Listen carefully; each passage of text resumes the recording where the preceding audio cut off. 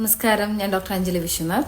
എന്റെ ഒപിയിൽ ഈയിടെ ഒരു പേഷ്യന്റ് വന്നിരുന്നു. പേഷ്യന്റ് പറഞ്ഞാൽ എന്നെ കുറെ കാലമായിട്ട് എന്റെ ഒപ്പമുള്ള ആളാണ്. വളരെ സിവിയർ മെന്റൽ ഹെൽത്ത് ഇഷ്യൂസ് ആയിരുന്നു. അതിന്നൊക്കെ റിക്കവർ ചെയ്തു. ആള് നല്ല ബെറ്ററാണ്. ആളിപ്പോ വന്നത് എന്തിനാന്ന് വെച്ചാൽ കല്യാണം വിളിക്കാനാണ്. ആൾക്ക് വളരെ സപ്പോർട്ടീവ് ആയിട്ടുള്ള ആൾ വിചാരിച്ച പോലെ തന്നെ ഒരു പാർട്ട്ണറിനെ കിട്ടി. അതിന്റെയൊക്കെ സന്തോഷം പങ്കുവെച്ചു. കല്യാണത്തിന് വരണം എന്ന് പറഞ്ഞു. അപ്പൊ ഞാൻ ആത്മാർത്ഥമായിട്ട് പറഞ്ഞു, എനിക്ക് പറ്റുമെങ്കിൽ ഞാൻ മാക്സിമം വരാൻ നോക്കുന്നൊക്കെ പറഞ്ഞു. അത് കഴിഞ്ഞ് കെയർ ഗീവേഴ്സ് വന്നു. കെയർ ഗീവേഴ്സ് ആസ് യൂഷ്വൽ ഭയങ്കര ആശങ്കയായിരുന്നു. എന്താവും, ആ പയ്യനിക്ക് ആരെ അറിയാം, അവൻ അറിഞ്ഞത് വെച്ച് ഇനി പ്രശ്നമാവോ എന്നൊക്കെ പറഞ്ഞു ഒരുപാട് ആശങ്കകളൊക്കെ പങ്കുവെച്ചു. അത് കഴിഞ്ഞ് അവർ പോകാൻ നേരത്തെ ഞാൻ പറഞ്ഞു, മോൾ എന്നെ കല്യാണം വിളിച്ചിട്ടുണ്ട്, ഞാൻ മാക്സിമം വരാൻ നോക്കും, നിങ്ങളെ വീട് എവിടെയാന്ന് ചോദിച്ചു.